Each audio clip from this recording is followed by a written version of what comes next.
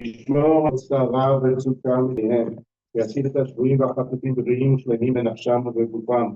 ישלח מהרה רפואה שלמה מן השמיים.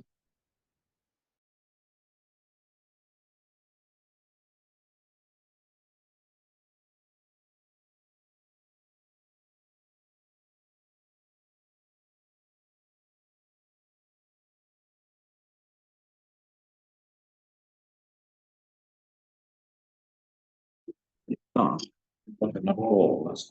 We restart.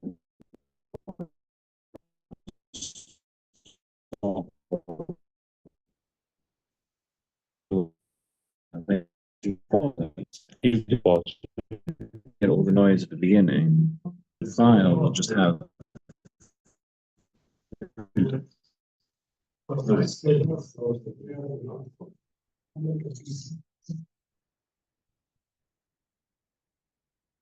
Okay, in both parashas this week, we talk about the mitzvah of shemittah, each one in a different way. In Parashat Bahar, it talks about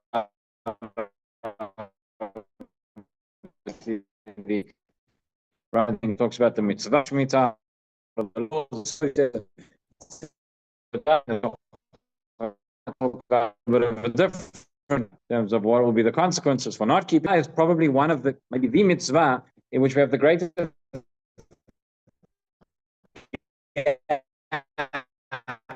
In the way is to be fulfilled and questionable whether it ever was fulfilled in the way. This way is practiced. The truth is we have in living in a video don't have the best thing the Korban Pesach, the Kaz Chasem and Asefer. But you still have a Pesach Seder, you still have Matzah, you still have there's a gap, but it's still Pesach. Whereas when it comes to Shemitah, it's very hard to imagine exactly the vision of how the Torah presents it to us and what the Torah describes in terms of a year, Shemitah year, in which nobody is working the land, right? All the things that are required in our days, to an extent, and every 7 years, the discussion comes up again and exactly how it's done, whatever changes that are made, but. Obviously, the biggest controversy when it comes to the Shemitah, I think, nowadays is we have to, which is not to say halachic, but it becomes a political question. But really, the reason that came about and the way that was established is when we go back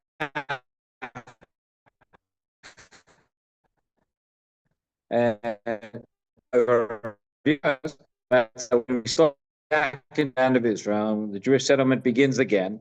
And very, very fishing agriculture, if for an entire year, a death sentence, in more ways than one,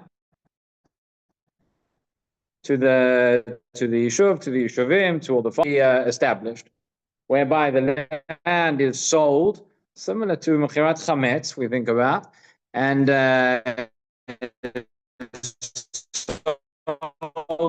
the non-Jewish ownership, and then all the pulmus and all the controversy that so very, very, very fascinating. In Mincha, Rav Melad, he has a volume which he brought out a few chapters, what he calls Chazon HaShvit. Talks about the vision of a future Shvit, a future Shemitah. What would it look like? Well, we have this gap between the Ratzoi and the Matzoi. We have this gap between what we are able to keep now in the future. People try to think about, I guess, practical ways in terms of how we'll get there. So he lays out a bit of a roadmap here, how he views it, how he thinks that it's very, very interesting. So let's read it and let's see what some of the ideas. So he writes like this. He says, "Derech hatikun bizmaneinu." He says, "Kfi shelamadnu." If we were learning the whole sefer according to in order, we would have learned. Shelamot matzavenu hakalkali sheholech u'mishtapeh. I have to say, this was written, is improving all the time. כיוון שהעלות הכוללת של השביתה בשביעית היא כ10 מיליארד שקלים. Okay, today it's probably more, but a few years ago, he writes, if we were to keep shmita kehilchata, like none of that which is allowed to be done in the 7th year, it would cost the economy something around 10 billion shekels. That's the calculation here he makes. על פי מכלול השיקולים ההלכתיים,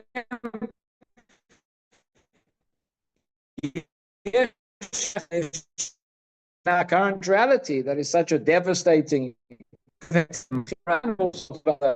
other solutions for the meantime. And it's not getting into all the technicalities now about Heter Mechira and how it works.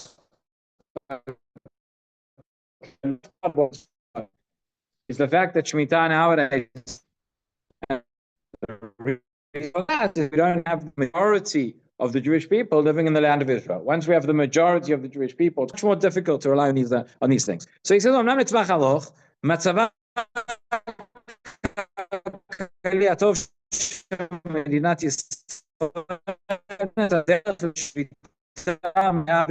says we should be thinking, we should be planning.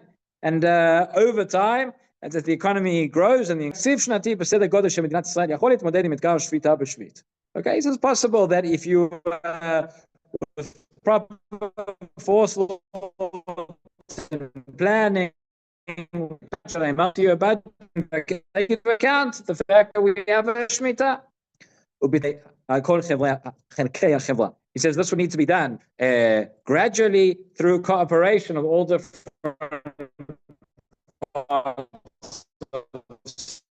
sides. That's right. So Sheken Taksiv HaMedina. When you think about it, so how's a budget composed? Budget's composed of many budget can absolutely not be changed, cannot be taken away. There are life-saving things. Other things you can sacrifice, you can make cuts. Everybody knows, and we've seen. You have a situation, you have an unexpected situation like a war. There's a lot more money that's required for certain areas. You have budget cuts. So if this is part of the national priority and it's part of the national planning, then we have a shmittah. Once in 7 years, we know the economy is going to change in such a way. He says you can plan for it. So he says you have many branches in the budget that are not related to pikuach nefesh,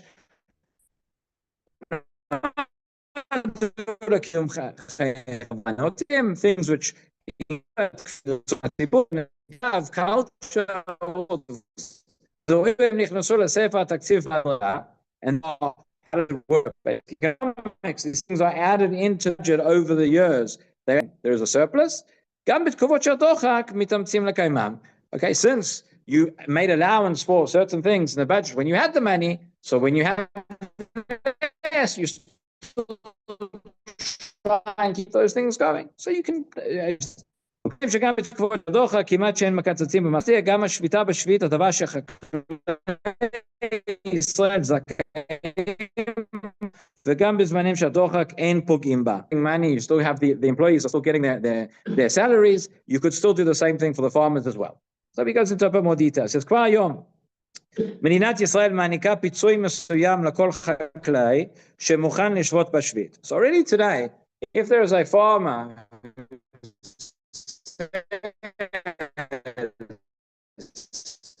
it's not a simple thing. We'll talk about it more tomorrow. The farmer who decides I'm going to leave my land, all seen. You drive on the highway and you see the fields, like the big signs. It's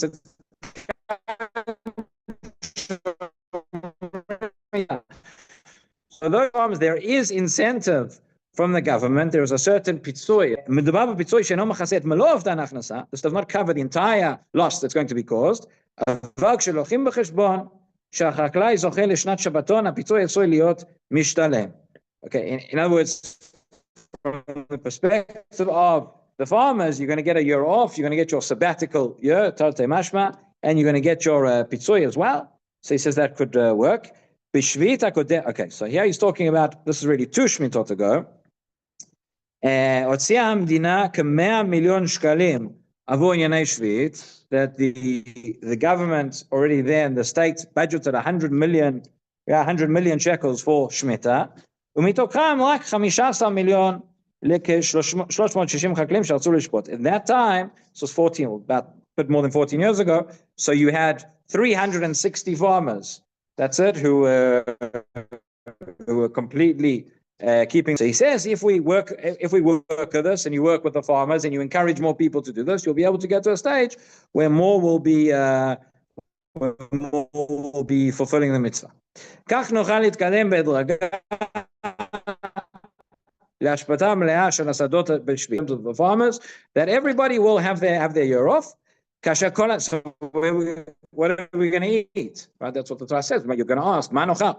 כאשר כל התבואה, הקטניות, הפירות, הירקות שנאכל בשנה השביעית, יהיו מיבולים שנאספו בשנים הקודמות, או מחוץ לארץ. Okay, so you'll have, he says, you'll have all the food, all the grains, and vegetables and fruits, etc., from which came from the previous year's produce or from imports. Okay, so he says now some of the questions, and then it gets more into the details. The visual look. We'll get into that tomorrow. But he says like this: Yesh toanim.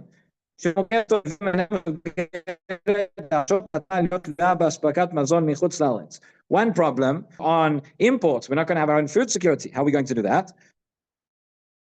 אמנם נראה שכעיקרון ניתן להתקבל על הבעיה הזו, שכן כבר היום, עקב עליות המים הגבוהות, את רוב המזון ובעיקר המזון הבסיסי כתבואה קטניות, אנו מייבאים מחוץ לארץ. He said already today, you should know that because water is very expensive, and again, I'm not sure what all these figures are based on, but he says that most of the basic foods like grain, most of the agriculture today is not the basic foods, but things which are maybe higher quality, things which are going to bring in more money, but it says mostly for exports. Then he says, יש טוענים שאם השביעית נפסיק לייצא את היבול החקלאי לחוץ לארץ, every shemittah stop producing, so then if we're not producing, we're not arguments it's right for the heter mechira nowadays. So he says we'll find a solution to this as well, and that what? שכן אם נצליח להתמודד עם ויתור על 10 מיליארד שקלים בשביעית, נוכל להשקיע עוד כמה מאות מיליונים כדי להתקבל על בעיית השיווק המופסק בשביעית. He says again, with planning, etc., we'll be able to work it out. What is the vision going to look like? He says, שככל שעם ישראל יתקדם מבחינה לאומית ויתעלם מבחינה רוחנית, כך יותר חקלפר. This is maybe wishful thinking. He says like this. He says, over time, if we are following this vision and we see that more and more people want to keep a shemittah, and more Am Yisrael will raise this spiritual level. He says, not only will we want to keep the shemittah, he says our international standing, the way that people are going to look at this in the world, this will improve. And therefore, as a result, you're going to have around the world, people are going to be more importing, not during Shemittah. אוהבי ישראל מכל העולם יחפשו את הפירות שגדלו באדמת הקודש. All the time, everyone's going to seek out and such the fruits that we're not going to export. There won't be a problem, as I say. All this was written before the war. מפני שידידינו מכל העולם ידעו שכעת עם ישראל מקיים את מצוות השם הכתובה בתורה ושובת ממלאכת שדהו, ורק שנה לאחר מכן ניתן יהיה לרכוש שוב את פירותיה הטובים של ארץ הקודש. Okay, so it's a fascinating vision, fascinating idea. He says, ultimately the Torah promises us a bracha if we keep the